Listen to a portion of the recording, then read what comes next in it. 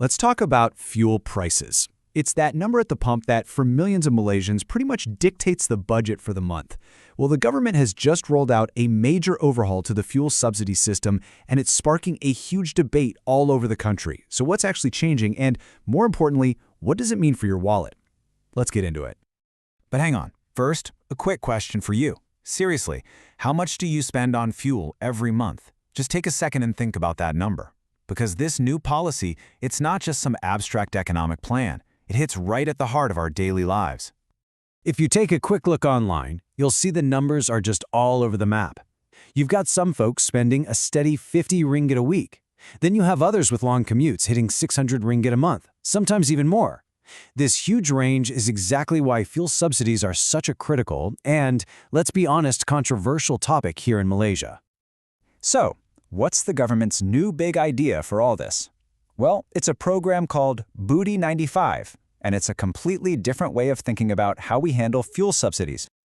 Okay, so the new system is actually designed to be super simple. Starting September 30th, any Malaysian citizen with a valid driver's license can just use their MyCard at the pump to buy raw 95 petrol at the cheaper, subsidized price. That's it. No complicated forms, no hoops to jump through, just your national ID card. What this does is it creates a new two-tier price system. Citizens get to buy up to 300 liters of fuel a month at that subsidized rate of Rm 199 per liter. But, and this is a big but, for foreigners or for any amount a Malaysian buys over that 300-liter quota, the price jumps up to the market rate of Rm 260. You might be wondering, why the big change all of a sudden? For years, Malaysia had what's called a blanket subsidy system, meaning everyone got the cheap fuel. So what's the government's thinking behind this big switch to a targeted approach? Well, the government's goals really boil down to two things: control and focus.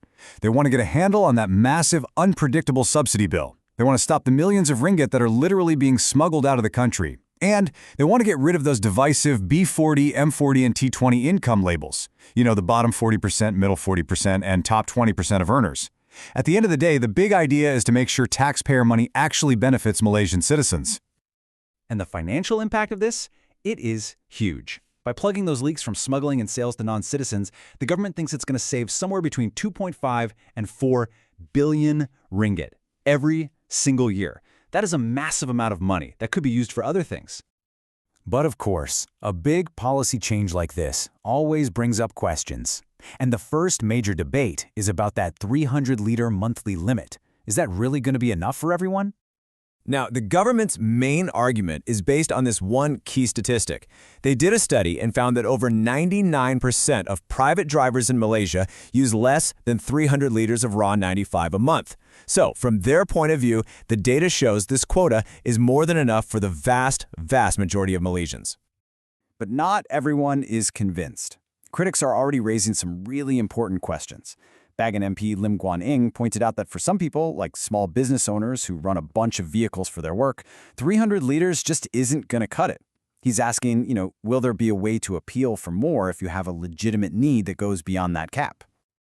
And that leads us right into the next major controversy. And this one's all about fairness. Since the new system doesn't filter by how much money you make, it raises a big question. Who really benefits from all this? This is where the debate gets really interesting. It highlights this core tension.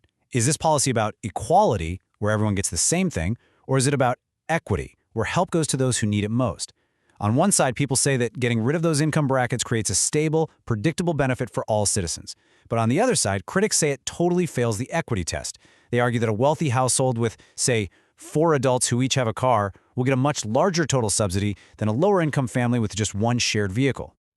The former Minister of Economy, Rafizi Ramli, really put a fine point on this concern. He argued that since richer households tend to own more cars, they're going to end up claiming a bigger chunk of the subsidy pie, which kind of seems to go against the whole idea of helping those who are struggling the most.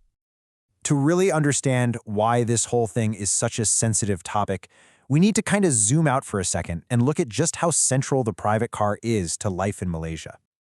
Just look at this number, 93%. That's how many Malaysian households own at least one car. It's one of the highest rates in the entire world.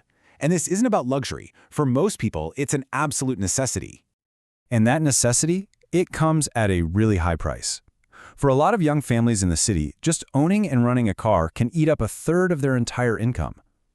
This heavy reliance on cars also has a huge environmental cost. And it all kind of stems from a public transport system that, for many, just isn't integrated enough to be a real, viable alternative. So this all leads us to the one crucial question at the heart of this entire policy. Is Booty 95 a smart, savvy reform to fix the national budget and stop abuse, or, by setting this one-size-fits-all quota, does it just end up shifting the financial burden from smugglers onto everyday Malaysians who literally have no choice but to drive? It's a trade-off the whole country is going to be watching very, very closely.